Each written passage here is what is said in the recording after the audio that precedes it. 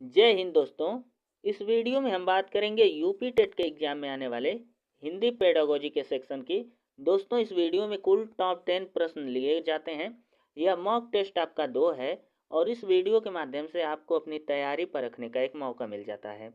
इस वीडियो में इस प्रकार के प्रश्नों को शामिल किया जाता है जो यूपी टेस्ट से सीधे संबंधित होते हैं, प्रीवियस ईयर में पूछे गए होते हैं।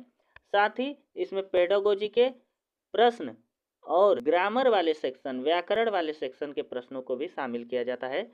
यदि आपने 10 में से 7 प्रश्नों का सही जवाब दे दिया तो इसका मतलब आपकी तैयारी सही दिशा में है।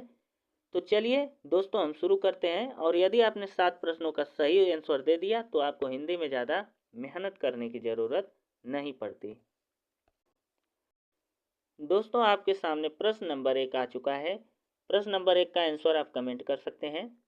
श्रुति धर्म का क्या आशय है? श्रुति धर्म का क्या आशय है, या श्रुति धर्म का आशय किस धर्म से लिया जाता है? जैन धर्म, वैदिक धर्म, मुस्लिम धर्म या बौद्ध धर्म?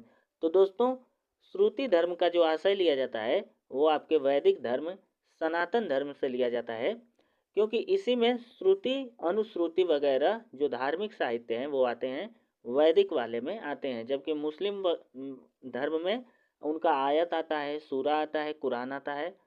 और बौद्ध धर्म जो है सुक्ति पिटक, अभिधम्म पिटक इत्यादि आ जाते हैं। तो इस प्रकार आपका जो पहला ऑप्शन का पहला जो सही आंसर है वो है ऑप्शन नंबर बी, यानी वैदिक धर्म। दोस्तों, अब प्रश्न नंबर 2 की हम बातें करते हैं। प्रश्न नंबर 2 में देख लीजिए, 4 गज मलमल का, यहाँ पर 2 रहना चाहिए, 4 गज मलमल का में कौन सा विशेषण है? 4 गज मलमल में कौन सा विशेषण है? संख्यावाची, सार्वनामिक, परिमाणवाचक या गुणवाचक? तो दोस्तों, 4 गज मलमल नापने वगैरह से संबंधित है, तो एक तरह से परिमाणवाचक विशेषण से संबंधित है। ऑप्शन नंबर सी हो जाएगा। जबकि बाकी जो 4 विशेषण हैं, इसका जो दूसरे प्रश्न का जो सही आंसर है सी होगा। संख्यावाची उसे कहते हैं जिसमें संख्यात्मक शब्द आते हैं, 2, 4, 6, 8 इस तरह के शब्द आते हैं। सार्वनामिक, संकेत करके किसी को जब बुलाया जाए, वह आदमी है, यह स्त्री है, तो ये संकेत है, तो सार्वनामिक विशेषण है। और गुणवाचक विशेषण क्या होता है कि यह काला है या पीला है या नीला है, एक क्वालिटी है, उसका गुण है। जबकि परिमाणवाचक विशेषण में माप तौल से संबंधित बातें आती हैं। तो 4 गज मलमल एक माप तौल से संबंधित है, तो परिमाणवाचक विशेषण इसका सही शब्द, सही ऑप्शन होगा। अब दोस्तों, हम प्रश्न नंबर 3 पे आ जाते हैं। इस प्रश्न को ध्यान से पढ़िएगा। समास शब्द का विलोम क्या होगा? समास शब्द दोस्तों बहुत बार पूछा गया है कि इसका विलोम क्या होगा। तो समास का विलोम जो होता है वो होता है व्यास, यानी पहला ही शब्द, पहला ही ऑप्शन इसका सही होगा। समास का विलोम होता है व्यास।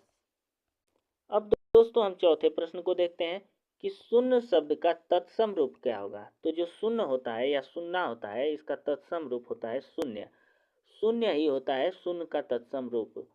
जबकि जीरो जो होता है वो अंग्रेजी रूप होता है, और शून्य जो होता है तद्भव है, और शून्य जो है तत्सम है।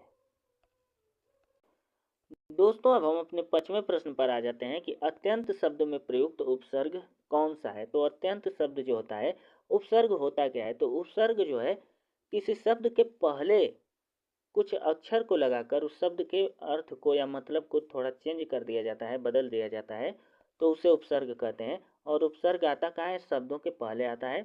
तो अत्यंत शब्द में अति प्लस अंत होगा, अति धन अंत होगा। तो इस तरह से जो आपका सही ऑप्शन होगा, अति वाला बी ऑप्शन आपका सही होगा। तो 5वें का बी सही होगा। अब अगला प्रश्न देखिए दोस्तों, 6 नंबर का प्रश्न है। यहाँ पर सामाजिक शब्द में मूल शब्द और प्रत्यय क्या होगा? तो देखिए, सामाजिक शब्द में मूल शब्द क्या होगा?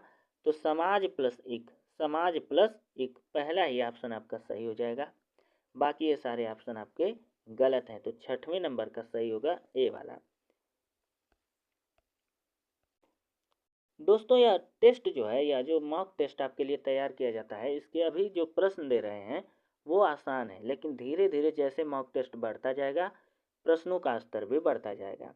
तो इस तरीके से आप हमारे साथ जुड़ भी सकते हैं और अपनी तैयारी को धार दे सकते हैं। 7वां प्रश्न देखिए कि गोवा में कोंकणी, मराठी, अंग्रेजी और हिंदी, पुर्तगाली इत्यादि भाषाएं बोली जाती हैं। इसका क्या अर्थ है, इसका तात्पर्य क्या होगा? आपके ऑप्शन है, पंचभाषी राज्य है। क्या यहाँ 5 भाषाएं हैं? गोवा, कोंकणी, मराठी, अंग्रेजी, हिंदी और पुर्तगाली, 5 भाषाएं तो है। तो क्या पहला ऑप्शन सही होगा? बाकी ऑप्शन भी देखिए। एक भाषिक राज्य नहीं, बहुत सारी भाषाएं हैं, तो एक नहीं होगा। बहुभाषिक राज्य है, ऑप्शन सी आपका सही हो जाएगा, क्योंकि जो गोवा है वहाँ पर बहुत सी भाषाएं बोली जाती है। इसका अर्थ क्या है कि यह एक बहुभाषी राज्य है।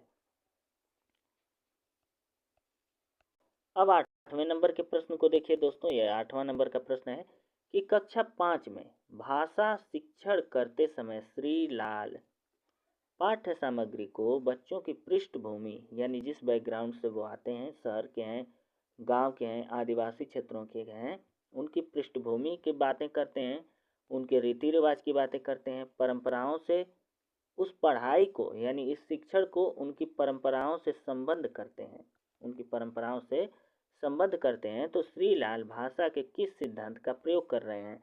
श्रीलाल जी कर क्या रहे हैं कि भाषा पढ़ा रहे हैं, हिंदी या अंग्रेजी पढ़ा रहे हैं, तो जो उसमें शब्द आ रहे हैं, जो उसमें बातें बताई जा रही हैं, वो जो बच्चों को पढ़ा रहे हैं, उन बच्चों के जो रीति रिवाज हैं, त्यौहार हैं, जैसे दिवाली को पढ़ा रहे हैं तो दिवाली के बारे में शहरों में क्या होता है, गाँव में क्या होता है, आदिवासी लोग कैसे मनाते हैं दिवाली, इसी तरह से और भी जो त्यौहार आते हैं, होली आता है, होलिका दहन, उनके बारे में पढ़ाते हैं। तो उनकी पृष्ठभूमि से यानी किस जगह के वो बच्चे हैं, उस बातों से रिलेट करके पढ़ाते हैं, तो वो कैसा शिक्षण कर रहे हैं, भाषा का कैसा प्रयोग कर रहे हैं।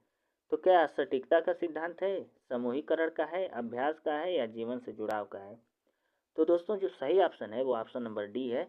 यह जो है जीवन से जुड़ाव वाली भाषा है कि बच्चा जो पढ़ रहा है उसको अपने जीवन में जोड़ भी लेगा। अब अगले प्रश्न पे चलते हैं। अगला प्रश्न दोस्तों है कि 9वां प्रश्न है, कक्षा 5 में एक अध्यापक 5 या 6 शब्दों वाले 5 वाक्यों का श्रुत लेख करवाते हैं। वह 2 बार वाक्य पढ़ाते हैं।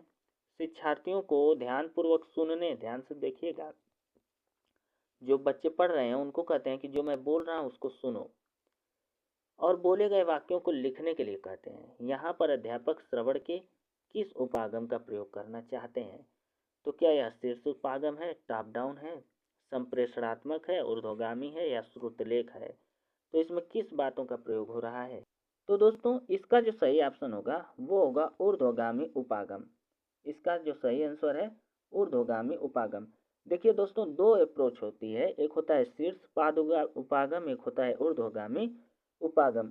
तो देखिए शीर्ष उपागम क्या होता है, ध्यान से इसे एक ही बार में समझ लीजिए कि अगर कोई निर्णय, यही जो निर्णय है 5 शब्द पढ़ाने का, उसको दोहराने का, यदि यह निर्णय ऑफिस के अंदर लिया जाता, कहाँ लिया जाता दोस्तों, ऑफिस के अंदर यदि यह निर्णय लेते प्रिंसिपल साहब कि बच्चों को इस तरीके से पढ़ाना चाहिए, तो इसका क्या अर्थ होता कि यह टॉप डाउन है, यानी टॉप पे बैठा हुआ प्रिंसिपल यह निर्णय ले रहा है कि यह कैसे पढ़ाया जाएगा।